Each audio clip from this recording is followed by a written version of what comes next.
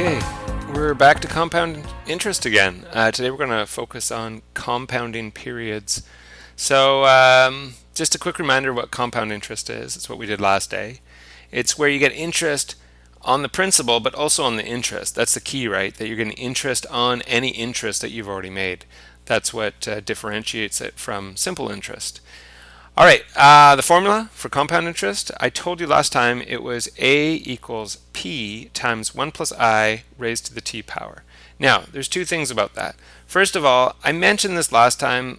In retrospect, I don't know why I wrote the I there.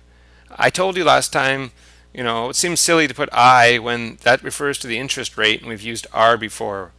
Why didn't we just use R? Well, you can just use R. I don't know why I didn't just do that. So here's the other way you can write it. It's exactly the same. The only thing that's different is instead of putting I to refer to interest rate, use R to refer to interest rate. And actually, that's the way I'm going to do it. It's more common, I think, to do it this way. The workbook I was looking at used the I, and I guess I just went with that. But I mean, I knew this. I don't know why I did this. I'm very disappointed in myself. Anyway, I'm going to go with this from now on with the R because that's what we used in simple interest. We used R for interest rate. So it makes sense to use the R for interest rate with compound interest as well. Now, the other thing, I told you this was the formula last time, or now I'm telling you it's this. And that's actually still a lie because it's actually a little more complicated than that. And the reason for that is because of compounding periods. So what a compounding period is, it's the time between calculations of interest. So last time when we used, it's also called interest period. Last time when we used this formula, or kind of this formula, right? It was like you got interest calculated once a year. So let's say you put your money in on January 15th, then you would get your compound interest calculated the next January 15th. And then you get more interest calculated the next January 15th. That's called compounding annually. Okay, but it actually turns out that annually is not the only way that you can be paid interest. You can get paid interest more often than that. Instead of being annually, it could be semi-annually, quarterly, monthly, weekly, daily. It can even be continuously, which is beyond the scope of this course, but it's kind of like you get interest ongoingly all the time. Sounds amazing, and it is good, but it's actually not much better than any of these. So the first thing I want to do is just make sure we're clear. How many times are we talking about for each of these words? So the question is, how many compounding periods are there per year if you get interest annually? In other words, how many times do you get interest a year if you get it annually? Well, if you get it annually, you get it once per year. So it's just one.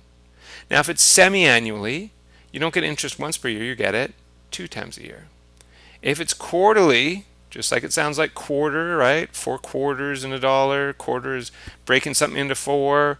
That's exactly what you're doing. You're breaking the year into 4. So you get 4 times in the year that you get interest.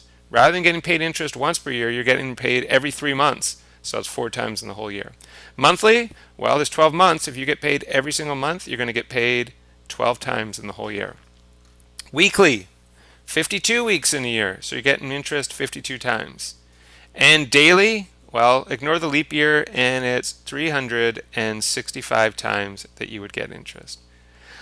All right, so let's look at this question, and this will help us to see just how much difference it is to get interest more often. Now, if you think about it, what would seem better, to get paid interest once per year or get paid interest 365 times per year? Well, if you understand compound interest even a little bit, you should realize that 365 would be better, and it is better. But it might seem like it's going to be way better. I mean, to get interest 365 times a year, it's going to be amazing, right? It actually turns out it's not that much better. It's better, it's good. If I had a choice, I would go with daily, but it's not that much better, and I want to take a look at why. All right, so for this question, it says we're going to invest $4,500 for 6 years at an annual interest rate of 8%. We're going to fill in this table, and we're going to do this for all 6 of these different situations here. So the first thing we want to figure out is how many total compounding periods are there? So for all of these, you're putting it in for 6 years. So if you get interest once per year, and you're putting it in for 6 years, how many total times do you get paid interest? Well, that would be 6 years, and you're getting it once per year for a grand total of 6. No problem, right? Semi-annually, well, it's still 6 years, but this time every year you get it paid twice. So you actually get 12 compounding periods. You probably see the pattern now, don't you? So for 6 years, if you get paid quarterly interest, that's every year you're getting 4 times, 6 times 4, 24 times you get interest. If it's monthly for 6 years and every year you get 12 times, we're up to 72 times you get interest. Weekly, 6 years, every year you get 52 interest payments. So you get 312 compounding periods. And the last one, daily, well, 6 years, and you get paid every day, 365 times in a year. I know there'd be a couple leap years, or at least one leap year in there. We're going to ignore that. So it would be 2,190 compounding periods. Now, this might make it seem even more the case. Look at, instead of getting paid interest 6 times, you get paid 2,190 times over the 6 years. It seems like, well, you're going to get a ton more money, aren't you? Not as much as you might think. And the reason for that is this column right here, the interest rate per compounding period. So the key is this bit right here. This 8% is an annual interest rate. That's how much interest you would get if it was compounded annually. But if it's not compounded annually, you don't get 8% every time. So let me show you what I mean. For this one, you get interest once per year. Well, since the annual interest rate is 8, you would get the full interest at the end of the year. Your interest rate per compounding period would be 8 divided by 1. If the divided by 1 is confusing, don't worry about it. So you get basically 8%. Okay, but for this one, semi-annually, the annual interest rate is 8, but you're getting compounded twice per year. So do you know what you have to do? You have to divide this by 2. So that way, you're getting interest twice per year. The first time you get 4%, the second time you get 4%. If you add those up, you get 8%, which is the annual interest rate. Same with quarterly. Yes, the annual is 8, but you're getting compounded every 4 times in the year. So if you divide that, you only get 2%. So it's good because you get more interest payments, but what's bad is instead of getting 8% every time, you only get 2%. So again, you have this pro and con thing. The pro is you're getting more and more interest payments as you go down this column. The worst thing is the amount of interest you get is going down, down, down as you go down this column. So let's go to the next one. It would be 8% per annum per year, right? However, you're getting it 12 times, so you have to divide the 8 by 12. So you only get 0.666666 upwards 667 there percent. So it's pretty low. Okay, the next one, 8% per year, but you're getting paid 52 times the interest in the year. So you have to go 8 divided by 52. It gives you 0.154% to 3 decimal places. It actually goes on and on and on, but I'll just write it like that. And the last one, daily, you're going to have 8% per year, but 365 times. So your interest rate is so small now, it's only 0.022%. Okay, so now we can actually figure out what the interest will be in each case. So we can use this initial formula that I have boxed up here. We can use that for now. I'm going to come up with a more complicated formula in a second, so we don't always have to fill in a table like this when we do it. So I'm just going to rewrite that formula right here. A equals P 1 plus R raised to the T. So I don't think I'll write it for everything, but for here you'd have A equals, for the first one, P, that's always going to be the same for every single one of these, so it's going to be 4,500. Then you're going to have 1 plus, now the interest rate is going to be different, isn't it? That's going to be whatever amount you have in this purple column here. So, and remember, you have to change it to a decimal. So instead of 8%, if we divide the 8 by 100, or move the decimal over 2 spots, you're going to get 0.08. And then you have to raise that to T, which is the total number of compounding periods. In fact, what you're going to see in a second is this should actually be N, but don't confuse yourself. So this is a preview of why we are going to get a new formula here. So I'm going to put N here for the number of compounding periods, and that is this number here, the 6. So that's what the first formula is going to be. The second formula for the next one would still be 4,500, but this time it would be 1 plus 4%, which is 0.04, raised to the 12. Should I do them all? The third one would be A equals 4,500. 1 plus, it's 2%, which is 0.02 raised to the 24.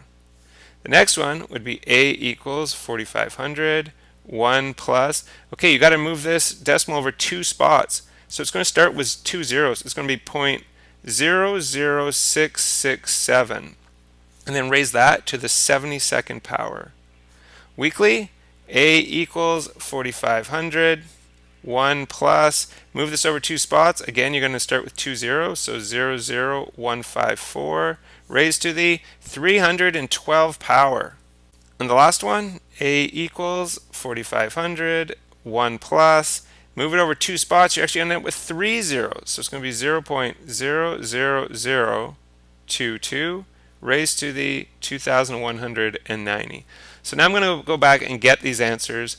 Remember, you can do this in one go. Use your exponent button here, put it in brackets. For the first one, you get $7,140.93.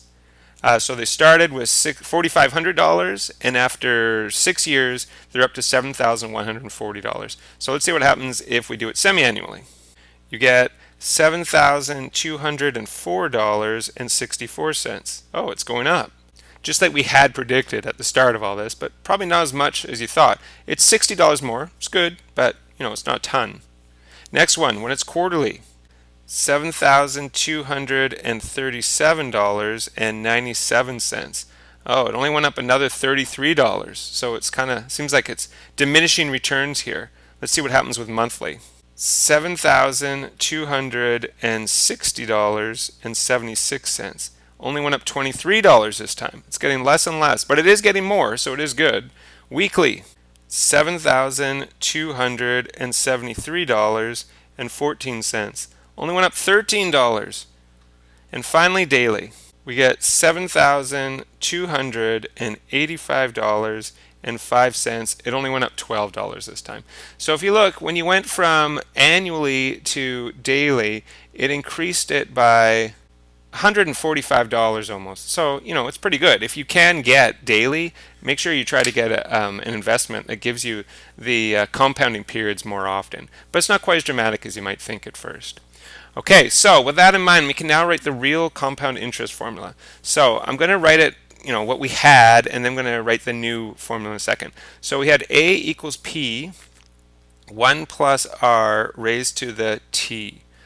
Okay, so with the R, remember what we ended up doing with all our R's here, our interest rates, is we divided them all by something. The annual interest rate was 8, and we divided 8 by 2, and divided by 8 by 4, and divided 8 by 12. So what was that number that we were dividing it by? We were dividing it by the number of compounding periods. So we actually need another letter here. We need the letter N, which represents the number of compounding periods. And what we're going to do is we're going to divide this R, we're going to divide it by N. Now here's the other thing. When we were figuring out how many compound periods there were, we were multiplying the number of years, which is T, remember that was our T before, and we were multiplying that 6, which is our T, by the number of compounding periods again. So we need to multiply T times N, or I think the way I wrote it is N times T. So that's actually the formula right there. I'll write it for you much nicer. Boom, right there. So the formula for compound interest, which will handle every compounding interest formula, is this one. The formula we used last time will only handle compounding periods of annually. It's when you get compound interest once per year. But if you get interest more than once per year, you need to use this formula here. Okay, let's do a couple questions. Calculate the final value. So remember, final value is A, and that's exactly what the compound interest formula gives you, so this will be a one-step question. Calculate the final value of an initial investment of $6,000. So what's that if it's the initial investment? That's your P. Interest is paid at 4% per annum. That's your R. Compounded semi-annually for 3 years. 3 years is your T. What's this? This compounded semi-annually. That tells you what N is. If it's semi-annually, how many times do you get interest per year? You get it twice. Okay, so here we go. A equals P 1 plus R divided by N times T. So A equals P. What's the principal? We said the principal was 6,000. 1 plus R. Here's our R, it's 4%. But remember, you got to divide that by 100 or move the decimal over 2 spots. So you're going to get 0.04. Then you need to divide that by N. N is 2. How come? Because it's compounded semi-annually. You get interest twice per year. So that's 2 right there. Hey, there's the same letter. I just wrote 2 and I'm going to write 2 again. And I'm going to multiply that by T, which is 3 years. I'm going to put this in brackets. When I put this in my calculator, I want to put that in brackets. Now, depending which kind of calculator you use, this might be too much to do in one go in your calculator. If you're not getting the answers right, what I recommend you do is you get this answer first, write it down, then get the whole thing after that. But I know most of you won't do that, so I'll show you one calculator that can handle this, and it's available to you. It's online, and it's a calculator from Desmos. I love Desmos. So here it is. So I have to do 6,000, open the bracket. I have to go 1 plus, now here's where you can get a little bit of trouble with some calculators, but Desmos can handle it. I'm going to have 0.04 divided by, and you see Desmos is smart, it knows you're just dividing the 0.04 by 2. Then I have to move out here. Don't close the bracket here. If you close the bracket here, look at it's getting all messed up. That's not right. So let me go back, and I have to move out here and close the bracket. I told you this is not easy to do in one step. And then you have to raise it. So the raise button on Desmos is this A to the B. And 2 times 3, which I'm going to put in brackets. You probably don't have to in Desmos, but I think we should get in the habit of doing that. 2 times 3. I mean, you know what 2 times 3 is anyway, but I'll just do it. Equals. There's no equals. Desmos, $6,756.97.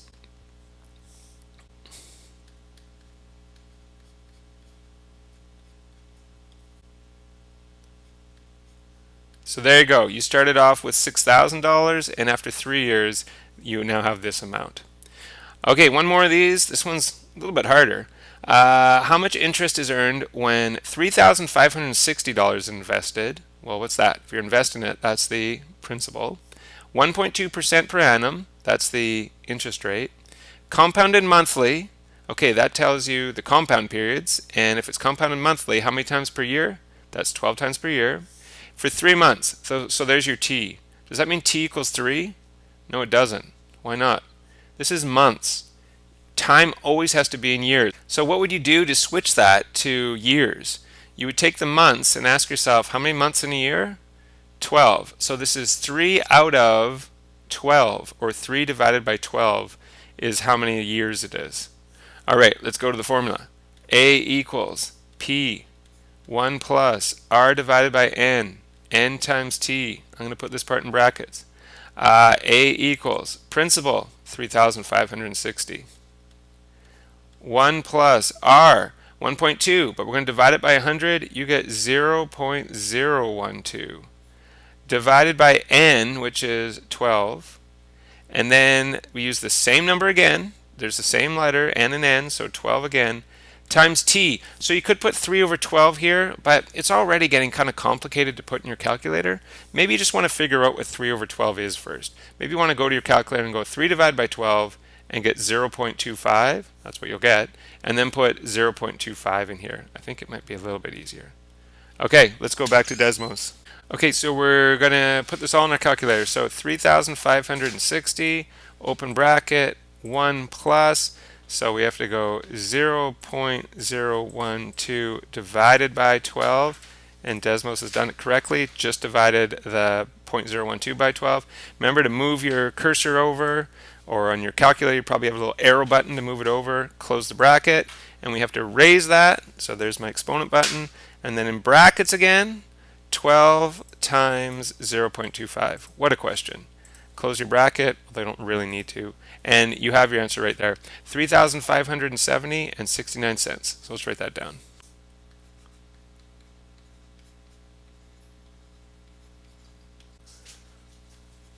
Okay, now that doesn't sound like a very good investment, right? You put in 3,560, you're only up to 3,570.